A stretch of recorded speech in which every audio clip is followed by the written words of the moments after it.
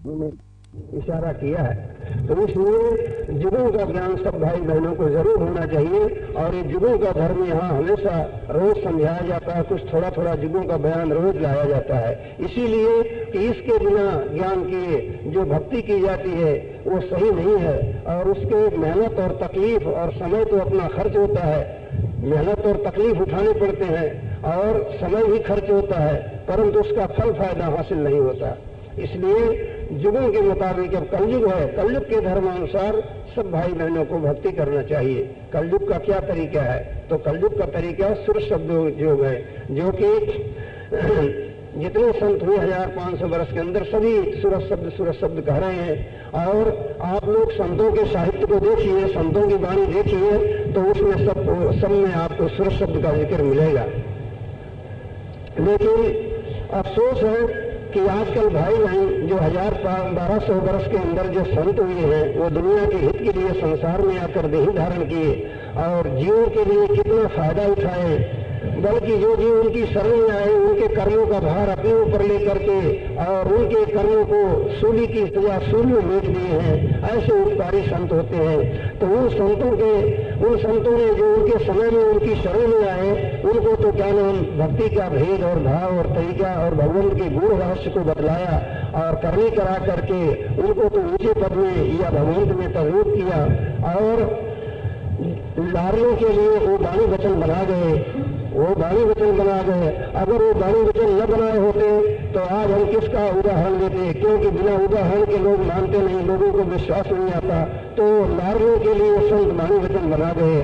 तो इसलिए सब भाई बहनों को चाहिए कि उन संतों के वाणी वचनों को देखना चाहिए।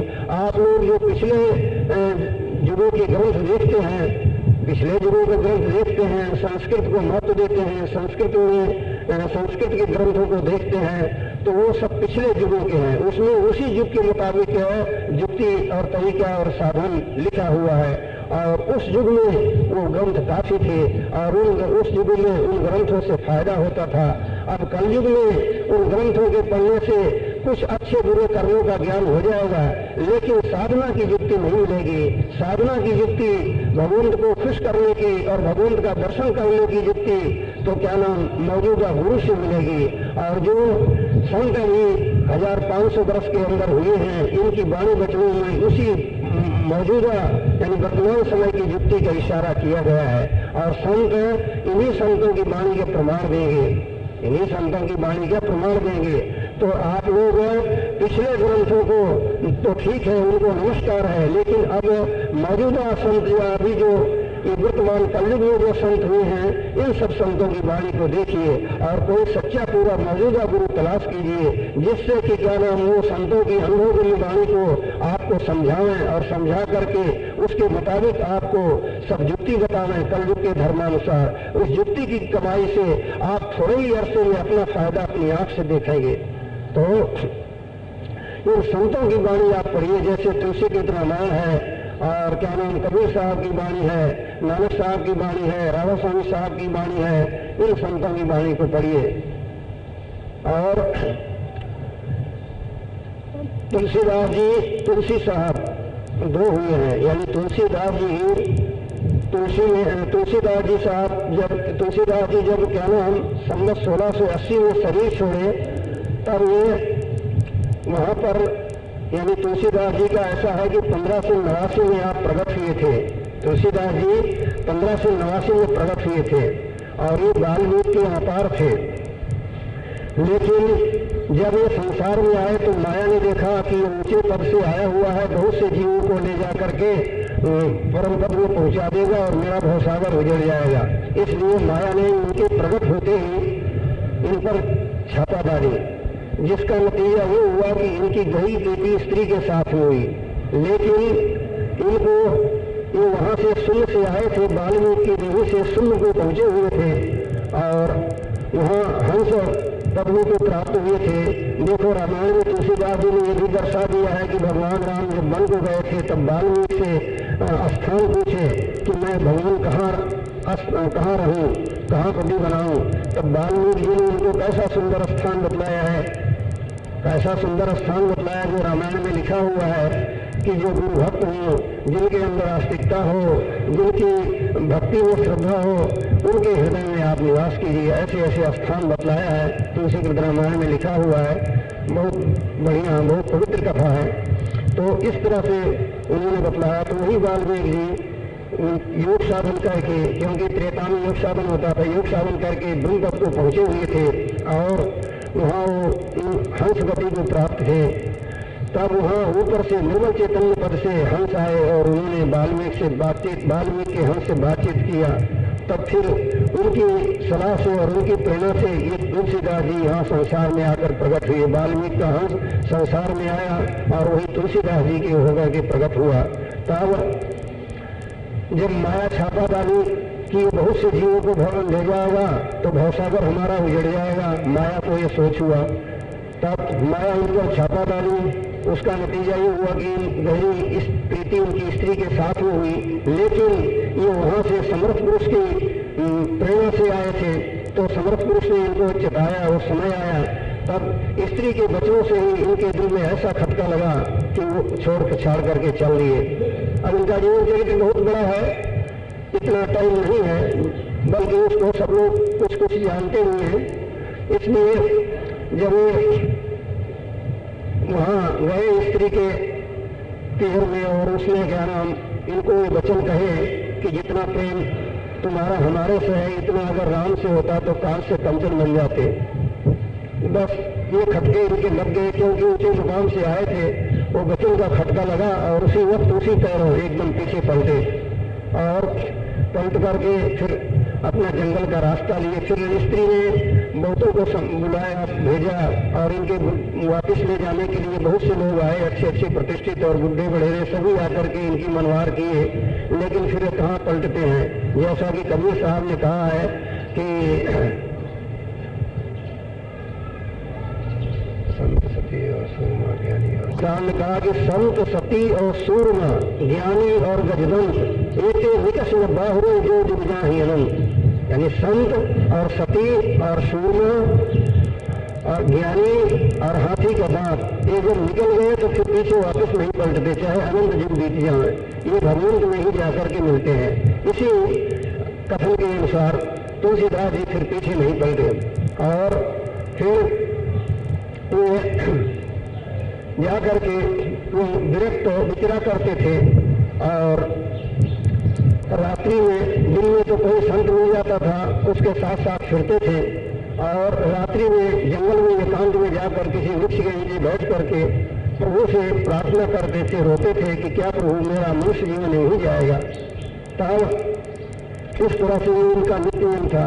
एक दिन रात्रि में क्या हुआ कि जिस समर्थ पुरुष ने इनको भेजा था उसकी दया हुई और एकदम अंदर बिजली से चमकी, जो कि जिसका भी प्रकाश बाहर भी हो गया। वो बिजली उनके अंदर चमकी थी परंतु उसका प्रकाश बाहर भी दिखाई दिया और अनाहतनाथ की गर्जना हुई और इनकी मन और सूरत सिमट करके उस जा करके सहस्रदल काल में पहुंचे। वहाँ वो समर्थ गुरु जो कि इनको भेजे थे वहाँ से ब्रह्मपद से, वो वहाँ मिले और मिल करके इनको कहे कि अरे तू यहाँ क्यों ठहरता है, तू तो इससे आगे से आया हुआ है। फिर इनकी सूरत वहाँ से उड़ी और सहस्रदल और त्रिपुटी को पार करके शून्य में पहुंची। वहाँ बतलाए कि क्या नाम देखो यहाँ से तुम गए थे। तुलसीदास जी ने इस बात को गुप्त रीति से अपनी रामायण में लिखा है, अपनी रामायण में लिखा है। और वो कौन सी कथा है, वो कथा भी आप लोगों को बतला देते हैं रामायण में, जो कि तुलसीदास जी ने ये लिखा है। कागभूषण का वर्णन बतलाया है तो वो कागभूषण और कहीं नहीं, तुलसीदास जी खुद अपना अनुभव कहे हैं। वाल्मीकि जी, तुलसीदास जी, इन लोगों ने अपना अनुभव कहा है। तुलसीदास जी अभी हम आगे चल करके इसमें कहेंगे कि तुलसीदास जी को निर्मल चैतन्य पद का साक्षात्कार होने के बाद इन्होंने घट रामायण बनाया है। तो उस घट रामायण में तुलसीदास जी ने कह दिया है कि कागभूषण कपन नहीं भयऊ तुलसी सूरत शैल तन कहूँ। यानी तुलसी की सूरत जो अपने शरीर के अंदर ब्रह्मांडों की शैल किया है, वो सब बातें तुलसीदास जी ने कहा है। तो वही मतलब रामायण में लिखे हैं कि भगवान राम क्रीड़ा कर रहे थे तो कागभूषण और शंकर जी दोनों थे वहाँ। तो भगवान इनको मालपुआ बताते, नजदीक जाते तो फिर कर लेते इस तरह से कि इस तरह से कीड़ा जैसे किए इनके पीछे हो गए। और फिर दूसरी बार एक कीड़ा ऐसे किए कि भगवान हंसे, तो हंसते ही उनके मुख में चले गए, राम के मुख में चले गए काकभूषण राम के मुख में चले गए। तब वहाँ क्या देखते हैं कि अनंत ब्रह्मांड देखते हैं, और प्रत्येक ब्रह्मांडों में 100 वर्ष रहे।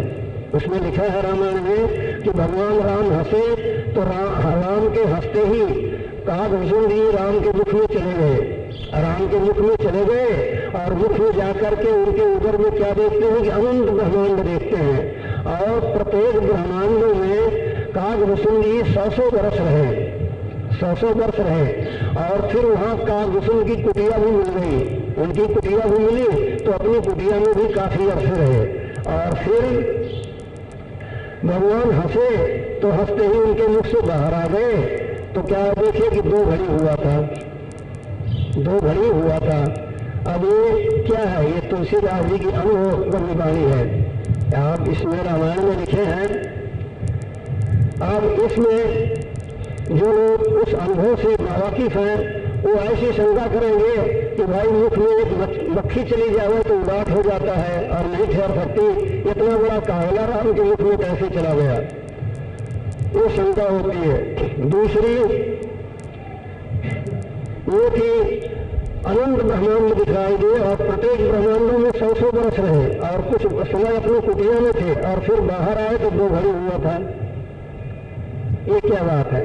तो मतलब ये तुलसीदास जी अपना खुद का अनुभव कर रहे हैं। राम के मुख में जाने से क्या मतलब है?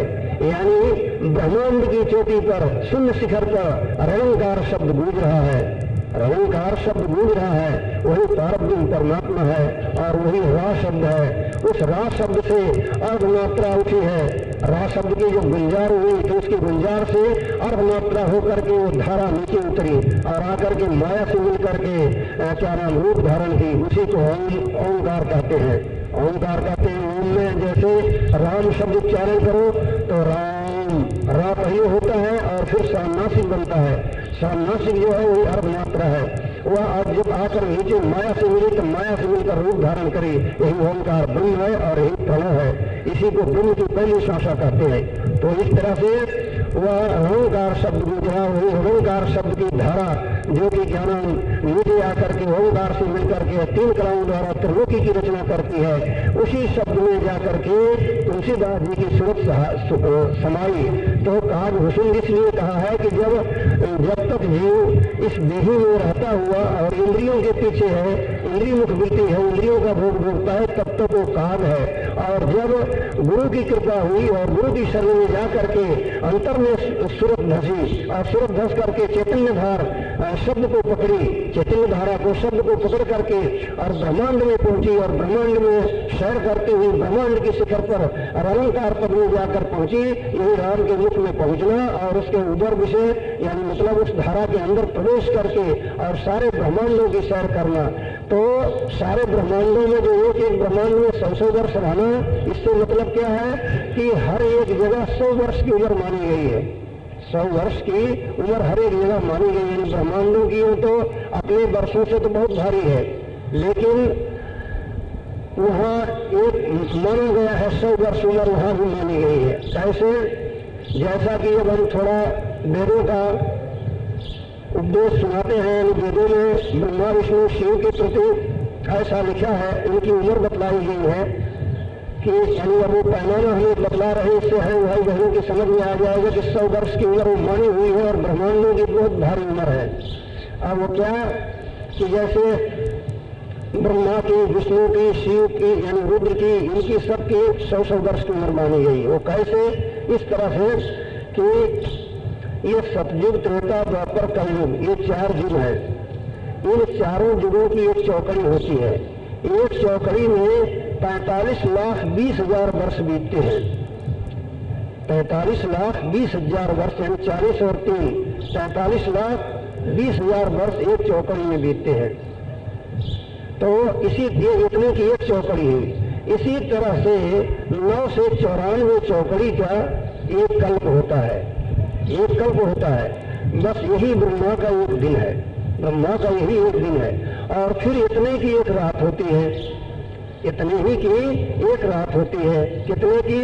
कि 9 से 94 चौकड़ी की। 71 में 14 का गुणा करो तो 9 से 94 आएगा। 71 में 14 का गुणा करने से 9 से 94 आएगा। मतलब एक इंद्र की उम्र 71 चौकड़ी की होती है।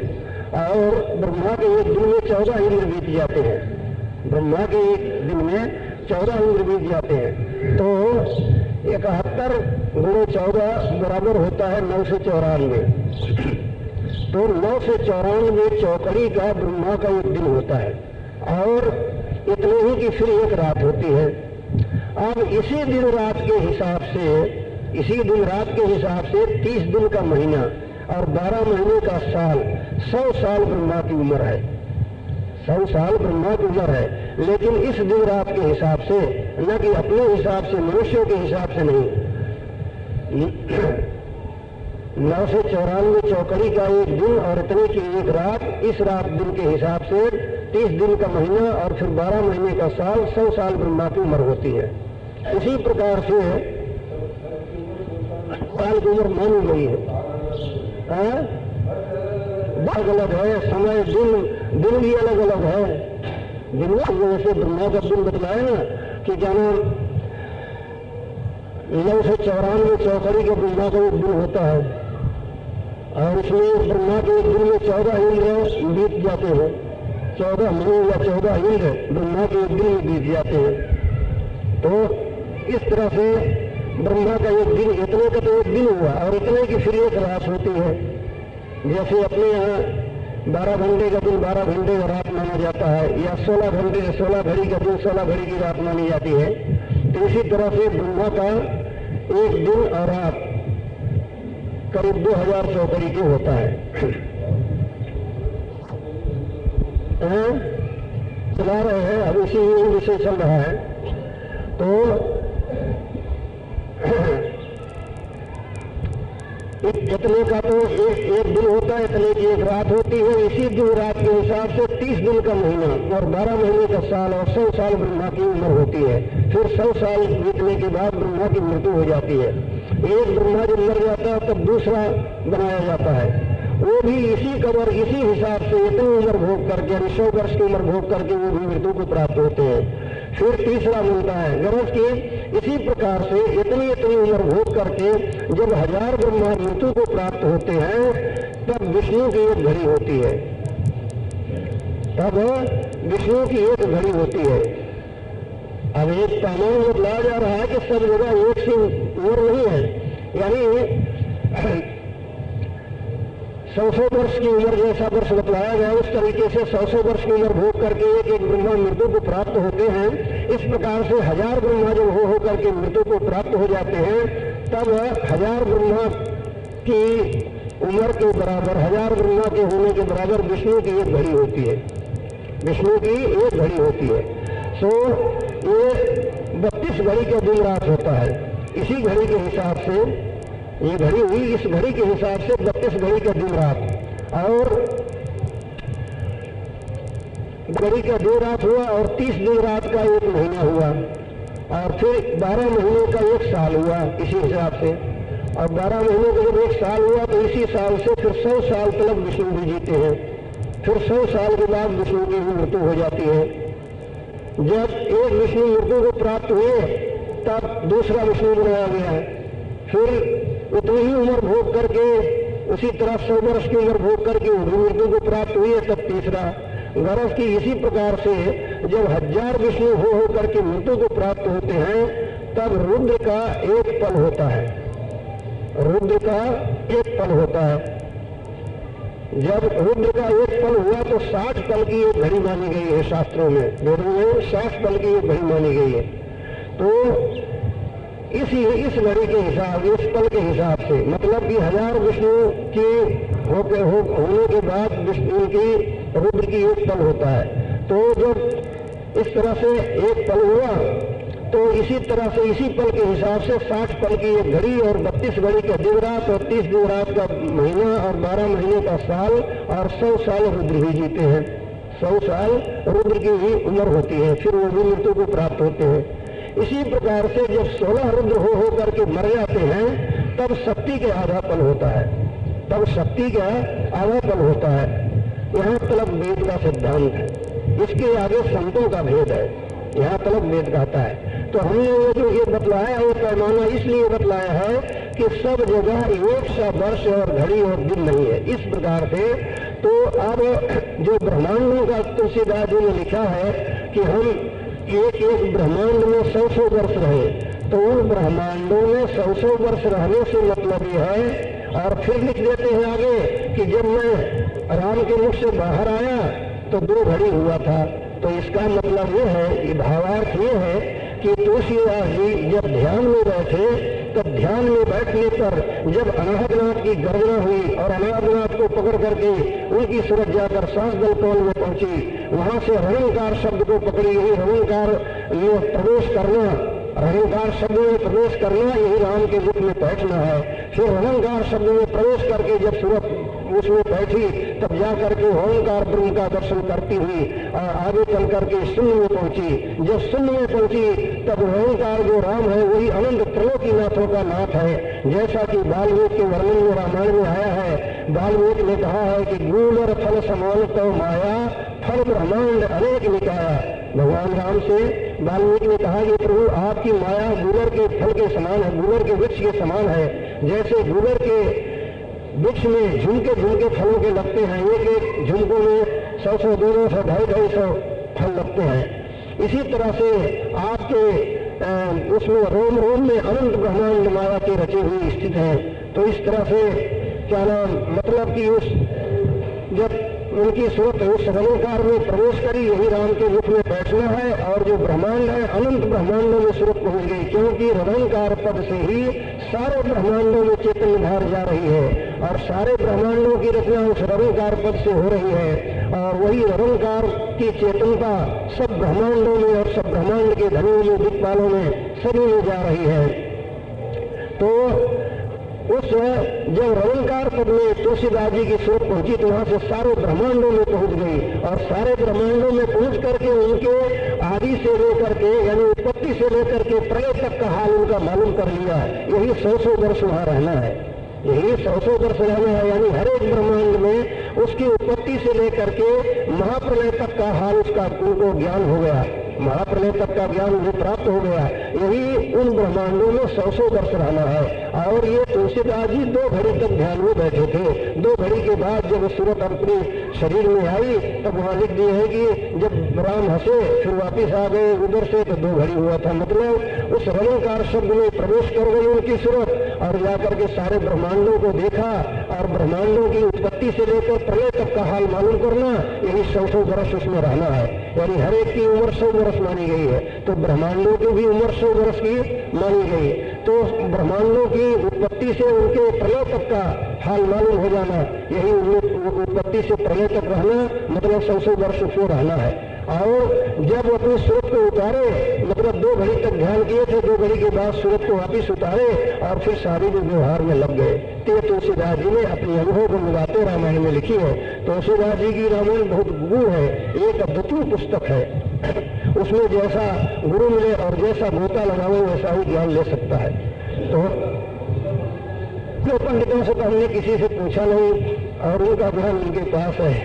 तो भगवान की लीला है, या तो भगवान की लीला है। तो इसे दादी संत थे जाने ही कह के छोड़ देते हैं, कोई कुछ कहता हो तो वो जाने। दादी की रामायण का अर्थ जो है ये विद्या बुद्धि से बाहर है, ये अनुभवगम्य है, ये विद्या बुद्धि के अंदर नहीं आ सकता।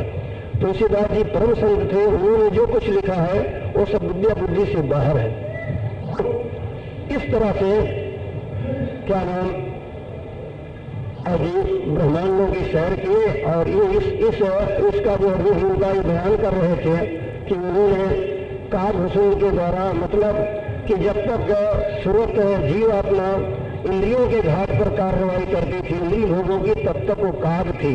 और जब गुरु की कृपा से उस रंकार अंग में धसी तब जाकर के काग-भूषण कहलाई। तो इस तरह से तुलसीदास जी ने अपना खुद का अनुभव लिखा है, तुलसीदास जी ने अपना खुद का अनुभव लिखा है। पर वही यहाँ समझाया गया है। वो सदगुरु कबीर साहब और कबीर साहब, तुलसी साहब आदि सब संतों का ये कहीं मत था। अब तुलसीदास जी का हम जो किस लिख रहे, जो हम बयान कर रहे थे कि तुलसीदास जी 1589 में प्रकट हुए, वाल्मीकि के अवतार थे और क्या नाम, ये फिर विरक्त हो गए। विरक्त होने के बाद ये विचरते थे और इस तरह से जब ये उनको समर्थ पुरुष ने अंदर में चिताया और उनकी सूरत जाकर निरंकार पद में पहुंची और वहां से फिर आगे चल करके महासुर और महाकाल का पर्दा भेद करके आगे जा करके जब सब निर्मल चैतन्य पद में तद्रूप हुई, तब तुलसीदास जी ने ये तुलसीदास जी को संवत 16 से 14 में उस अगम पद का साक्षात्कार हुआ है। निर्मल चैतन्य पद में तुलसीदास जी की सूरत संवत 16 से 14 में जाकर के तद्रूप हुई। 1589 में प्रकट हुए थे और संवत 16 से 14 में उनको निर्मल चैतन्य पद का साक्षात्कार हुआ और 4 साल तक इस आनंद में रहे। 4 साल तक इस आनंद में तुलसीदास जी रहे। फिर संवत 16 से 18 में तुलसीदास जी ने घट रामायण नामक एक ग्रंथ बनाया। घट रामायण नामक ग्रंथ बनाया, तब जब बना करके यानी मतलब कि जब यह ऐसा आनंद इनको अंतर में मिला और 4 साल तक ये आनंद लेते रहे, तब तुलसीदास जी के मन में यूं उमंग उठी कि क्या जीवों के अंदर दयालु प्रभु ने इतनी दया किया है कि ऐसी नरदेही में रचना रचा है कि जीव सच्चे पूरे गुरु की शरण ले करके और इस कलयुग के धर्मानुसार भक्ति के तरीके की कार्रवाई करे, तो क्या नाम उस निर्मल चैतन्य पद को प्राप्त होकर के सदा के लिए सब प्रकार के दुखों से, हैरानियों से, जन्म मरण वगैरह से छूट करके परमानंद और सर्वशक्तिमानता का अनुभव कर सकते हैं। और ऐसी युक्ति सब जीवों के अंदर दयालु प्रभु ने रखा है। ऐसी उमंग उमड़ा करके उन्होंने घट रामायण नामक ग्रंथ बना करके जनता के सामने रखा। तो काशी के सब पंडित तुलसीदास जी की खिलाफियत करने लगे, मुखालफत करने लगे। उसमें से 13 आदमी तुलसीदास जी के पास बहस करने को आए, जिसमें 3 पंडित थे और 2 जैनी और उनकी 2 स्त्रियां और एक गोसाई थे त्रिवेलाल, एक मानवीय सन्यासी थे और 2 मुसलमान थे और एक 2 कबीरपंथी महंत और उनके शिष्य थे और एक पलखराम मानवपंथी थे। इस तरह से 13 आदमी तुलसीदास जी के पास बहस मुबाशा करने को आए। तो ये बहस मुबाशा करते, पहले तो ये उनके पास लड़ने को आए थे और फिर बहस मुबाशा करने लगे। बहस मुबाशा करते करते ये 13 बहस मुबाशा कर करके तुलसीदास जी के शिष्य बन गए। तुलसीदास जी के शिष्य बन गए। जब तुलसीदास जी के शिष्य बन गए, तब ये काशी में बहुत दिखते हुए आदमी थे और उनमें 3 पंडित थे, नैनू, नाना, श्यामा। ये बड़े विद्वान थे, बहुत से पंडित काशी में थे, लेकिन ये 3 पंडित सब में शिरोमणि थे। तो जब पंडित और जैनी और कबीरपंथी, मानवपंथी जब सभी वहाँ तुलसीदास जी के शिष्य बन गए 13 आदमी, तब काशी में शोर हो गया कि तो साधु भुड़की नाक देता है, अब नजदीक मत जाओ, जो कोई जाता है उसको बस में कर लेता है। जब इस तरह से उपद्रव मचाने लगे, अब वो 13 बेचारे जो उनके सत्संग में जाते थे, फायदा उठाते थे, उनसे लड़ाई झगड़ा करना और उपद्रव मचाना, इस तरह से उपद्रव 13 साल तक चलता रहा। तब तुलसीदास जी ने सोचा कि हम तो इन मूर्खों को सच्चा और परम लाभ पहुंचाने के लिए आए, लेकिन वो बजाय फायदे के अपना नुकसान उठा रहे हैं। तब तुलसीदास जी ने उस घट रामायण को गुप्त करके उसकी जगह पर समयानुसार रामचरितमानस बनाया। इस रामचरितमानस में राम की ओट में तुलसीदास जी ने सारा सिद्धांत वर्णन किया, सब जुगों का बयान कर दिया है और निर्मल चैतन्य पद की बातें इसमें सब दर्शा दिया है। ये रामचरितमानस जो है उसी घट रामायण को गुप्त रीति से इसमें बयान किया है, सब इसके अंदर तुलसीदास जी ने रख दिया है। और यह एक रामचरितमानस एक अद्वितीय पुस्तक है, इसकी जैसी दूसरी नहीं, क्योंकि इसमें जैसा गुरु मिले वैसा ही ज्ञान इसमें ले सकता है। तब ये रामचरितमानस बना करके जब सब जनता के सामने रखा तो सारी जनता खुश हुई और कहने लगी कि तुलसीदास जी ठिकाने आ गए। तुलसीदास जी तो ठिकाने ही थे, लेकिन लोगों का मन ठिकाने नहीं था।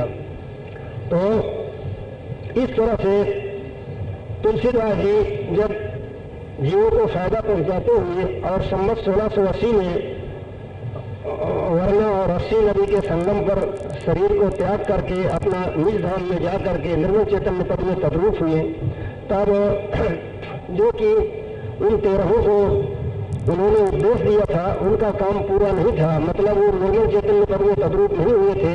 कुछ मंजिल तो उन्होंने तय कर लिया था, काफी मंडलों की शहर उनकी सूरत करती थी, लेकिन एक जन्म में हर एक जाकर के निर्मल चैतन्य पद में तद्रूप नहीं होता, उसको 2, 3, 4 जन्म अपनी लगन के अनुसार धारण करना पड़ता है।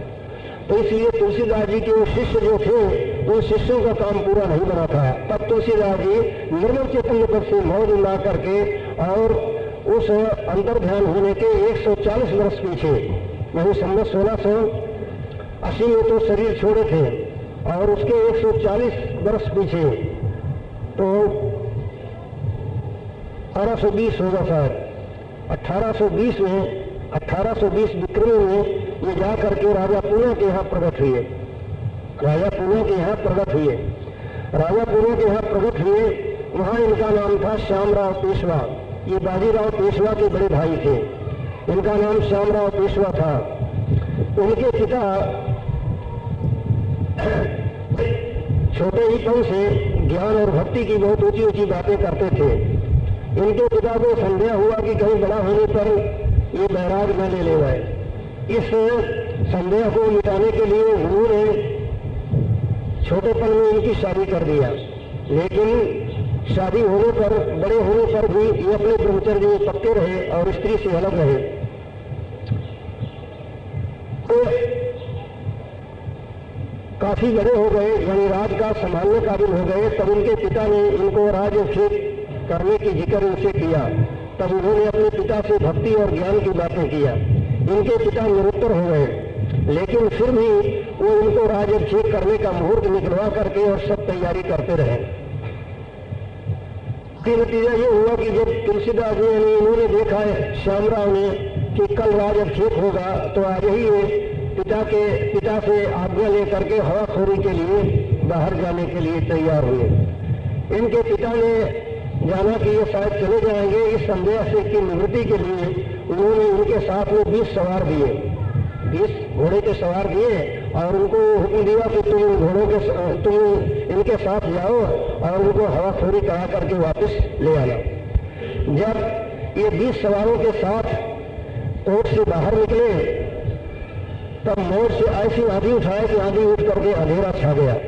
उस आंधी में इनके जो साथी थे उनको खुद को अपनी रक्षा करनी मुश्किल हो गई, फिर इनकी रक्षा और संभाल कौन करे। फिर ये उसी आंधी में अपना घोड़ा दौड़ा करके अपने साथियों से अलग हो गए। ये बहुत दूर जाने पर घोड़ा भी छोड़ दिए और पैदल विचरने लगे।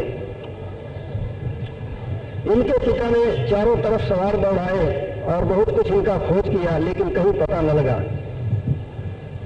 जब इनका पता नहीं लगा, तब इनके पिता ने मजबूरन इनके छोटे भाई जो बाजीराव पेशवा थे उनको राजगद्दी दे करके और आप एकांत में भगवत भक्ति करने लगे।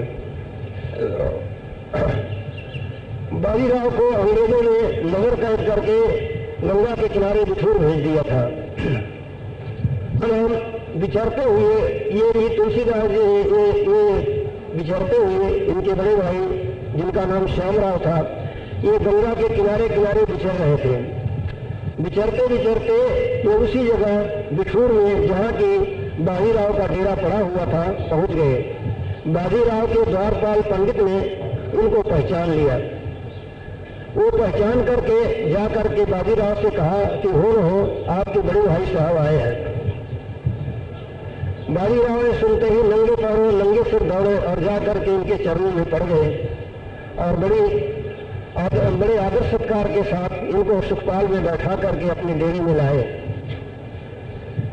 ये वहाँ डेरे में 5-7 दिन 10 दिन रहे और एक दिन जब सब सोए हुए थे तो यहाँ से भी चलता हुआ चल रहे और चलते चलते ये विचरते पैदल विचरते विचरते जा करके अलीगढ़ जिला में हाथरस है, हाथरस शहर में पहुंचे। हाथरस शहर में पहुंचे जब वहां पर जो तुलसीदास जी के चोले से उन्होंने उपदेश किया था जिन जीवों को और जिनका काम अधूरा रह गया था उनके लिए आप अवतार लिए थे, तब उन जीवों को जाकर के हाथरस में पकड़े, वहाँ हाथरस में जन्म लिए थे, वो जीव हाथरस में जन्म लिए थे, तब वहाँ जाकर के उनको पकड़े और उनको पकड़ करके उनको समझाया बुझाया, सब बारीकियाँ समझाया, बारीकियाँ समझा करके उनको सुर शब्द का उपदेश दिया। सुर शब्द का उपदेश लेकर के जब वो ध्यान में बैठे तो पहली ही दफे ध्यान में बैठते ही उनकी सूरत जा करके उड़ करके वहाँ पर पहुंची जहाँ से कि जहाँ तक वो अभ्यास करके उस जन्म में पहुंचे थे, जहाँ से वो आए थे, अथवा जहाँ वो पहले जन्म में अभ्यास करके जहाँ तक पहुंचे थे और वहाँ से वापस आकर के मर्द ही धरे थे, तो उनकी सूरत तुलसीदास जी के उपदेश करते ही उनके जाकर के वहाँ पहुंची सूरत, और फिर उनको बतलाया कि अब तुम मर्द ही हो, अब यहाँ से आगे चलो, आगे की साधना करो। वो आगे की साधना करने लगे। तब आपने अपने उन शिष्यों से बतलाया कि पूर्व जन्म में तुलसीदास जी के चोले में मैं था, जब मैंने तुमको उपदेश किया था, तुम्हारे लिए मैं वापिस आया हूँ, और उस समय मैंने घट रामायण बनाया था, लेकिन सर्वमत वालों का भारी विरोध और जीवों का, जनता का नुकसान देख करके मैंने उस समय उसको गुप्त कर दिया था, और फिर से उसका प्रचार करने की इच्छा है। तब उनके शिष्यों ने कहा कि वो कहाँ है, हम जाकर उसको ले आए। तब आपने फरमाया कि वो तुमको नहीं मिलेगी। क्यों? तो आपने उत्तर दिया कि इसलिए नहीं मिलेगी कि उसमें एक कैद है। वो क्या कैद है? तो आपने बतलाया कि वो जब घट रामायण को आपने गुप्त किया तो उस समय में तुलसीदास जी का शिष्य था एक हृदय अहीर, जो कि बांदा जिले में नौकरी करता था और तुलसीदास जी के पास रोज राजापुर आता था और वहाँ उनका दर्शन करता था और उनके पास ही उनकी सेवा करके उनके पास ही सो जाया करता था।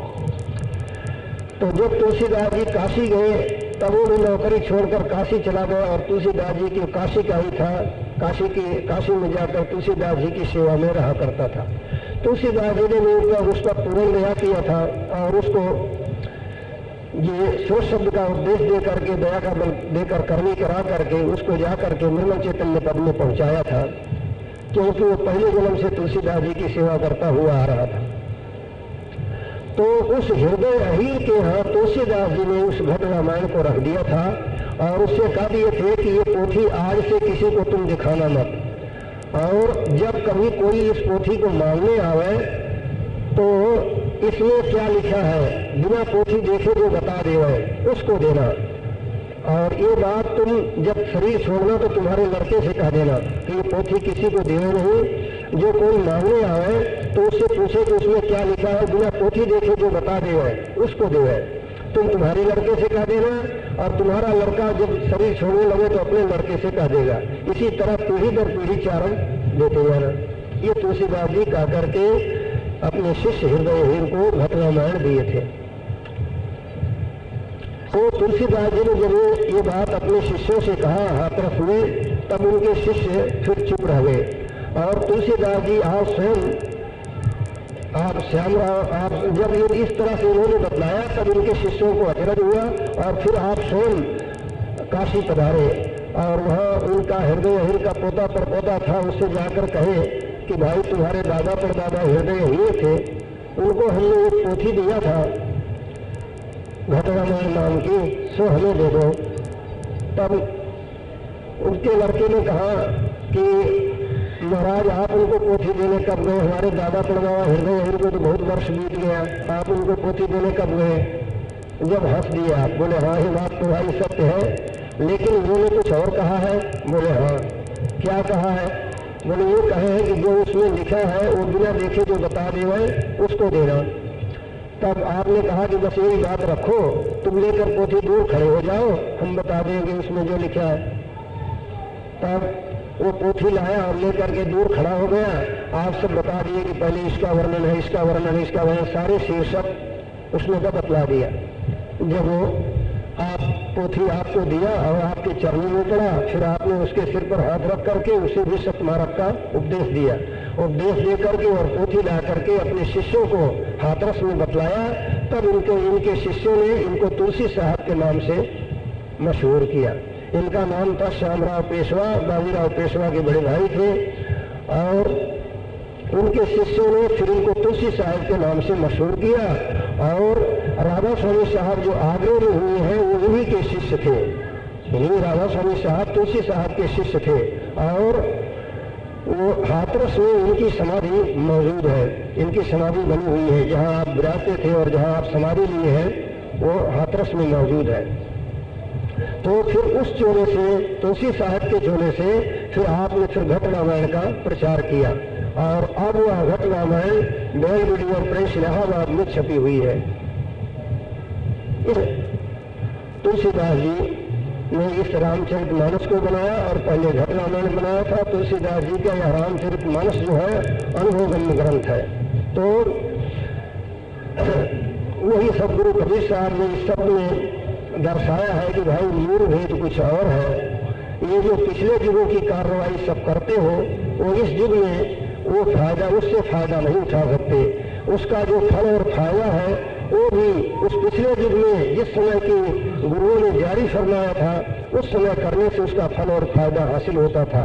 अब कलयुग है, कलयुग में सिर्फ सदयोग का साधन करके हर एक भाई बहन फायदा उठा सकते हैं और उन युगों से ज्यादा लाभ उठा सकते हैं। यानी परमार्थ की सच्ची और पूरी कार्रवाई या पूरा फायदा इस साधना से, जिसको कि सुर सदयोग कहते हैं, सब भाई बहन गृहस्थ आश्रम में रहते हुए फायदा उठा सकते हैं। सदगुरु कबीर साहब ने मूल भेद का इशारा किया है और उसी मूल भेद का इशारा 4-5 दिन से यहाँ सत्संग में सब भाई बहनों के सामने किया जा रहा है और उसका साधन जो है, इस कलयुग का धर्म वो भी बयान किया जा रहा है। तो भाई बहन इस बारीकियों को समझ करके और इसके लिए अब कमर बांध कर तैयार हो जाए, क्यों कि बहुत भारी सुख का या बहुत भारी सुनौला अवसर, सुखदायक लाभदायक अवसर सब भाई बहनों को प्राप्त है कि कलयुग और इसमें मर्द ही मिली है। तो इस समय पिछले युगों से बढ़ करके फायदा सब भाई बहन उठा सकते हैं और ऐसे समय को पा करके चूकना नहीं चाहिए। तुलसीदास जी ये रामायण में दर्शा दिए हैं जो कि कल सत्संग में बयान किया गया था। समझा हुआ हो, कोई प्रश्न उठा हो, जो बातें बयान की गई तो उसको पूछो, समझाया जाएगा। के लिए फिर सदगुरु आते हैं या किसी अपने जहन नशीन को भेजते हैं, किसी अपने जहन नशीन को भेजते हैं या खुद आते हैं, क्योंकि संत जो हैं वो छोड़ते नहीं। संतों ने ऐसा कहा है कि संत मकोड़ा घोड़ा ऊँट पकड़े पर में छोड़ा खूब। यानी संत जिन जीवों को उपदेश दिए, जिन जीवों पर दया का हाथ रखे, उन जीवों को फिर वो 84 में और भवसागर में दुख में भरमने नहीं देते। वो उनको हर तरह से, जिस तरह से साम दाम दंड वेद, जैसे ही जीव सतमार्ग में लगे और जैसे ही फायदा उठावे उसी तरह से उसको रास्ते में लाते हैं। ये संतों की तारीफ और महिमा है। तुलसी साहब के शिष्य थे गिरधारी लाल साहब। तुलसी साहब ने गिरधारी लाल साहब को हुक्म दे करके राधा स्वामी को उपदेश दिलाया था। गिरधारी साहब तुलसी साहब के हुक्म से गिरधारी लाल साहब ने राधा स्वामी साहब को हुक्म दिया था।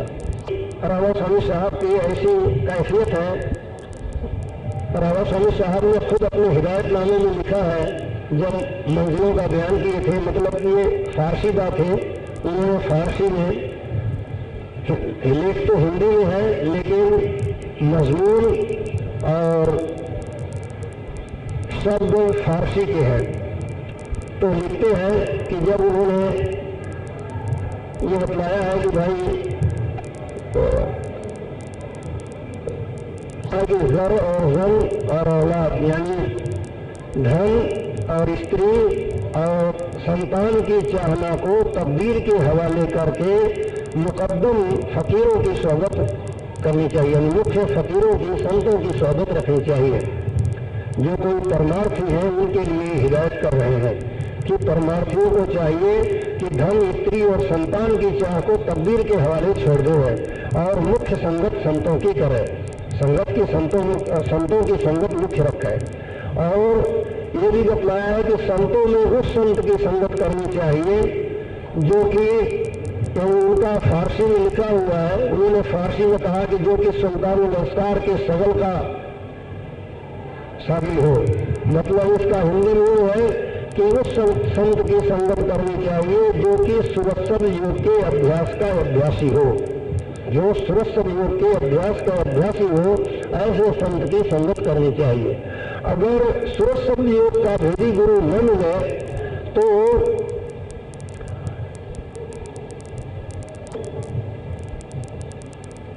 दृष्टि का साधन करने वाला हो, उसकी संगत कर ले। अगर न मिले तो श्वासों श्वास नाम का सुमरन करने वाला, या जिसके दिल पर नाम की मोहर लगी हो, यानी जिसके हृदय में नाम बस गया हो, ऐसों की संगत करे।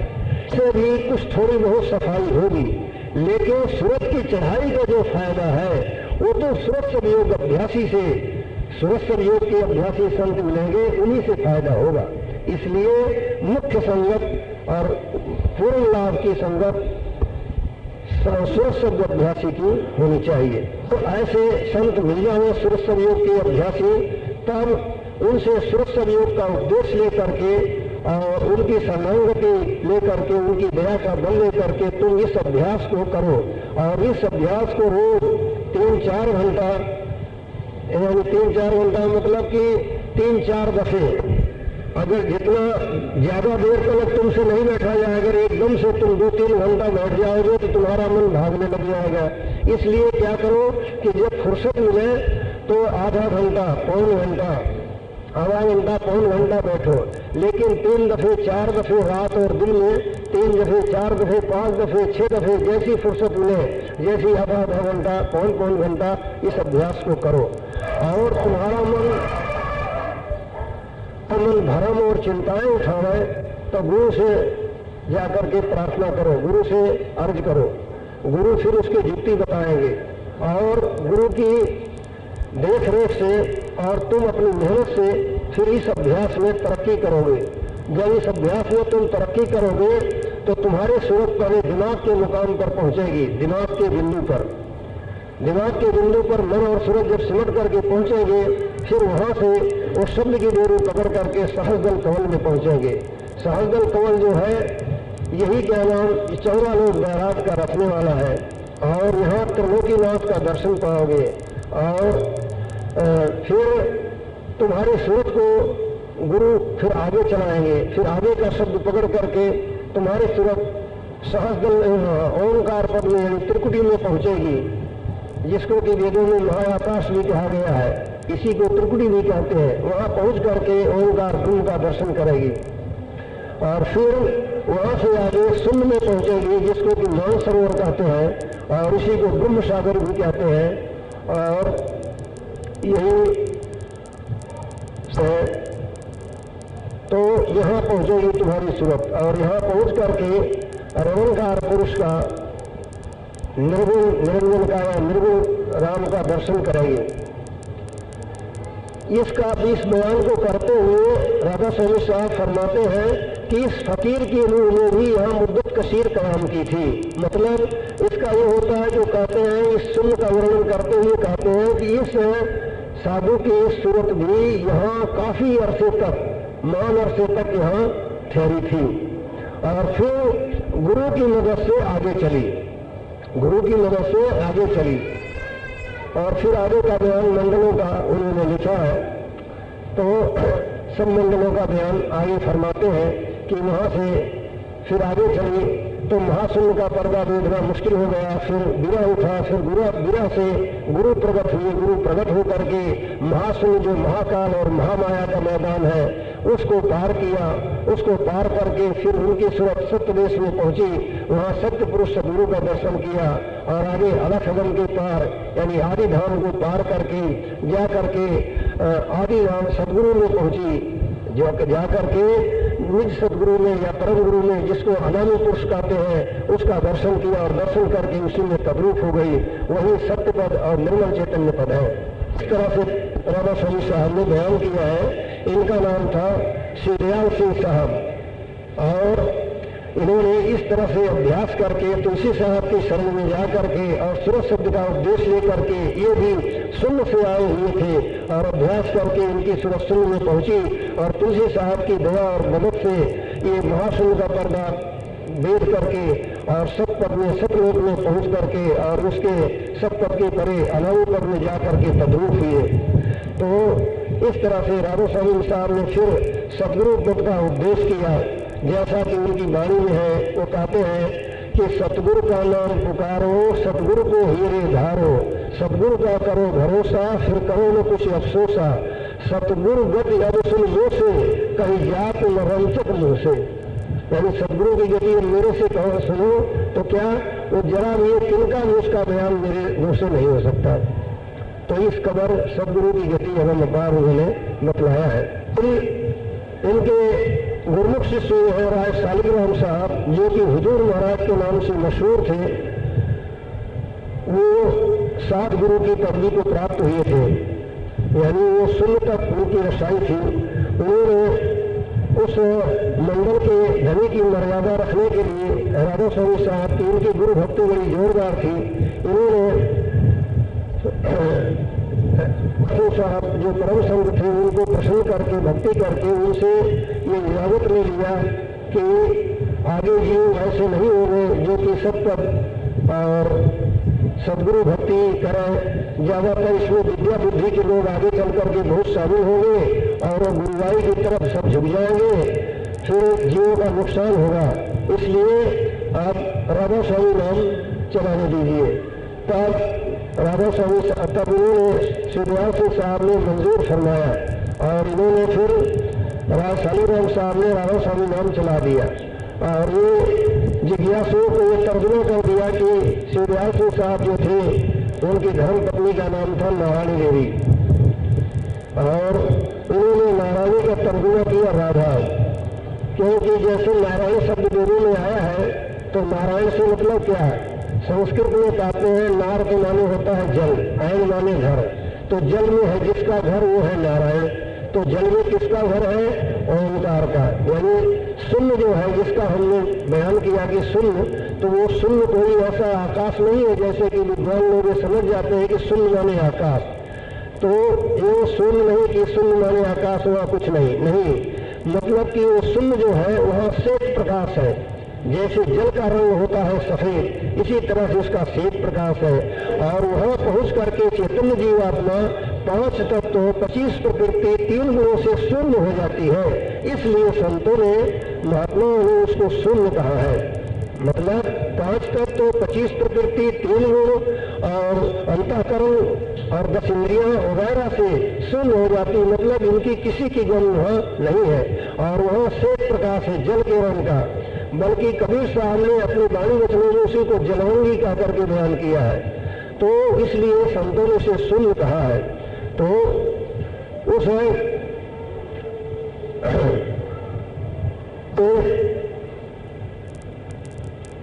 उस ओंकार का मंडल है, ओंकार का मंडल शून्य के अंतर्गत है। तो शून्य के जो जल के रंग का है उसको नार कहा, और उसमें ऐन माने घर किसका है कि ओंकार का। इसीलिए ओंकार का ही नाम नारायण है। ओंकार खान है, इसलिए वेदों में नारायण नाम की महिमा बहुत ज्यादा की गई है। और इन्होंने जो राय शालिग्राम साहब यानी हुजूर महाराज ने जो कि राधा स्वामी नाम जाहिर किया, तो इसलिए कि शून्य का श्वेत प्रकाश है जल के रंग का, तो उनका नाम नारायणी देवी था। तो नारायणी से राधा रखा। नार माने वही शून्य जल के रंग का, और ऐनी के माने आयन ऐनी यानी घर और घरानी, यानी घर और घर की धिरानी। तो उस शून्य की धिरानी कौन है? वही रवंकार सूरत, जो 10वें द्वार पर यानी शून्य शिखर पर जो रवंकार सूरत गाज रही है वही उसकी धिरानी है शून्य की, और वही शून्य के रवंकार शब्द को धारण करती है। इसीलिए उन्होंने नारायणी से राधा तर्जुमा किया। राधा, और ये स्वामी जी महाराज जो थे यानी राधा रवंकार सूरत जो है वो सत्यलोक से आई हुई सत्यपद से, और स्वामी जी महाराज सत्यपद में पहुंचे हुए थे। तब उन्होंने राधा स्वामी नाम ये तर्जुमा किया, राधा स्वामी नाम चला दिया कि राधा, तो उनकी धर्मपत्नी का नाम रखा और इसका तर्जुमा किया कि राधा नाम सूरत। और स्वामी जी महाराज जो थे वो सत्यपद को पहुंचे हुए थे, तो उनको वो राधा के स्वामी थे, इसलिए उनको राधा स्वामी नाम उन्होंने चलाया। तो पहले राधा स्वामी दयाल था, अब दयाल कहते हैं तो नहीं, तो ज्यादातर राधा स्वामी कहने लग गए, और इसको अब वो लोग जोर देने लगे कि राधा स्वामी नाम धन्यात्मक है। लेकिन राधा स्वामी साहब ने बड़ी पोथी सार वचन में इसका सिफत कर दिया है, राधा स्वामी नाम की सिफत कर दिया है। और सदगुरु नाम के लिए उन्होंने सदगुरु भक्ति के वर्णन में उसी पोथी में दोनों का वर्णन किया है। राधा स्वामी नाम की उन्होंने 4 सिफतें किया है। पहली सिफत ये है कि राधा स्वामी नाम 5 अक्षर आए हिंदी में जबा फारसी अक्षर 10 में, 5 शब्द का भेद बतावे 10 मुकाम को ले पहुंचावे, ये पहली सिफत है। दूसरी सिफत यानी सत्संगियों के वाकिफकारी के लिए बयान किया जाता है कि जैसे कि अभी गुप्ता जी को मालूम है, एक जगह गए थे, किसी एक व्यक्ति ने ये जोश के साथ कहने लगा कि राधा स्वामी नाम को जो ध्वन्यात्मक नाम नहीं मानते उनसे हमारा कोई मेल नहीं। अब वही बयान किया जाता है कि राधा स्वामी नाम ध्वन्यात्मक नहीं है। ये राय शालिग्राम साहब उर्फ हुजूर महाराज ने अपनी गुरु भक्ति के जोर से और आगे के जीवों का हाल देख करके ये स्वामी जी महाराज से इजाजत लेकर के राधा स्वामी नाम चलाया था। तो ये राधा स्वामी नाम उन्होंने चला दिया और राधा स्वामी नाम की सिफत इसीलिए स्वामी जी महाराज ने कर दिया कि पहली सिफत तो हमने बयान कर दिया और दूसरी सिफत ये है कि राधा आदि स्रोत को जान, स्वामी आदि शब्द पहचान। अब सतलोक में होता है और वहां से जो स्रोत आई है अहंकार को धारण करती है वही राधा है। इस तरह से उन्होंने राधा आदि शब्द को जान, स्वामी आदि शब्द पहचान, ये दूसरी सिफत है। तीसरी सिफत उन्होंने बयान किया है कि राधा प्रीत लगावन हारी, स्वामी प्रीतम नाम कहारी। यानी राधा तो प्रेमी है और स्वामी जो है प्रीतम है। और इस तरह से राधा स्वामी ये तीसरी सिफत हुई। चौथी ये है कि राधा स्वामी दो कर जान, एक हो सतलोक ठिकान। यानी राधा और स्वामी दो है, अर्थात सुरत और शब्द दो है। सतलोक में सुरत और शब्द का मेल हो जाता है, वहां दोनों एक हो जाते हैं। तो इस तरह से राधा स्वामी साहब ने इस राधा स्वामी नाम की सिफत कर दिया है। और सदगुरु नाम के लिए राधा स्वामी साहब खुद अपने श्रीमुख से फरमाते हैं कि सतगुरु का नाम पुकारो, सतगुरु को ही रे धारो, सतगुरु का करो भरोसा, फिर करो न कुछ अफसोसा। सतगुरु गति अरसुर मुँह से, कहीं जात में रंचक मुँह से। रंचक यानी उसका एक तिनका भी मेरे मुँह से बयान नहीं हो सकता। अब सब भाई बहन सोच सकते हैं कि जिसका कि एक तिनका बयान नहीं हो सकता वो ज्यादा तारीफ वाला हुआ कि जिसकी सिफत जर्रे जर्रे कर दी वो ज्यादा तारीफ वाला हुआ। तो अब स्वामी जी महाराज अपने श्रीमुख से खुद फरमा रहे हैं कि सदगुरु गति अब सुन मुँह से, कहीं जात वंचक मुँह से। यानी वो गति मेरे से सुनो तो क्या कि यानी वंचक यानी ये किनका भी मेरे मुँह से उसका बयान नहीं हो सकता। तो गुरु नाम जो है, जैसा कि कल समझाया गया था, सदगुरु नाम की महिमा अगम पार है और सारी सृष्टि का ज्ञान कराता हुआ ये सर्वेश्वर प्रभु का निर्मल चैतन्य पुरुष का नाम सदगुरु है। इसीलिए 1500 वर्ष के अंदर आने वाले सब संतों ने सदगुरु नाम की महिमा ज्यादा से ज्यादा किया है और जितनी महिमा इसकी की जाए सब थोड़ी है। कल इसका अर्थ करके सब भाई बहनों के सामने बयान किया गया था, सो भाई बहन सुने होंगे और समझ में भी आया होगा। और भाई बहनों को रुचि होगी तो फिर भी इसका अर्थ बयान किया जा सकता है। और ये सदगुरु नाम में अर्थ के जानना और इस कलयुग का धर्म सोच समझो की विधि मालूम करके इसकी कमाई करना, यही कलयुग का धर्म है और इसी से मानव जीवन की सफलता है। वरना और दूसरे काम कितने भी किए जाए तो उसमें मानव जीवन की सफलता नहीं है, क्योंकि दयालु प्रभु ने इस मनुष्य देही को इस उद्देश्य से रचा है और इस मनुष्य देही के अंदर वो युक्ति रच दिया है कि जिस युक्ति की कमाई करके क्या नाम आप सब भाई बहन ब्रह्मांडों के पार यानी तमाम सूरज चांद सितारों के परे और उसके भी पार जा करके उस निर्मल चैतन्य सत्य पद में तद्रूप होकर के सदा के लिए सर्वशक्तिमानता और परमानंद का अनुभव कर सकते हैं। वो युक्ति इस नरदेही के अंदर रच दिया है दयालु प्रभु ने। वो कुदरती युक्ति है लेकिन उसका भेद सच्चे पूरे गुरु से मिलेगा और वो संतों का प्रमाण देते हुए आपको अच्छी तरह से समझाएंगे और एकांत में उसकी दीक्षा दी जाती है। तो ये भाई बहनों को मालूम होना चाहिए। इसकी लिस्ट बनानी है क्या? ये तो कहेंगे दुनिया बहुत लंबी चौड़ी है, खालिक ने एक से बेहतर किया है, खल्क 12 को किसी को सिकंदर बना दिया है। कहें तृषा गई एक गुल से काले करूं समुद्र, यानी ये तो कहने की बात नहीं है, तो खुद ही क्या नाम जीव को जब जो प्यासा होता है और उसको ठंडा बढ़िया पानी मिल जाता है तो खुद को पहचान आ जाती है। ये पूछना शौक और करने की कमी बतलाता है। ये पूछना, ये सवाल पूछना ये बतलाता है कि शौक और करने की कमी है, और अंतर में ये चाह छुपी हुई है कि बिना घी के मालपुरा बन जावे। मालपुरा नहीं बनेगा, कर्म करना पड़ेगा। और शौक बढ़ाओ, प्रेम बढ़ाओ, अगर प्रेम होगा तो अपने आप पहचान हो जाएगी। राम स्वामी साहब ने जो कहा है कि अब क्या खोलो खोल कहीं, खोलो आंख निकट ही देखो, नहीं मानो तो डूब रही। यानी प्रेम और करने की मुख्यता हो तो उसको संत की पहचान हो जाती है। मालिक के दर्शन की अभिलाषा दिल में नहीं होगी और जीव करने पर नहीं तुलेगा तो संत सामने ही बैठे हो, सब तरह से उपदेश करते हो तो जीव को पहचान नहीं आएगी। क्योंकि रामास्वामी साहब ने एक जगह कहा है कि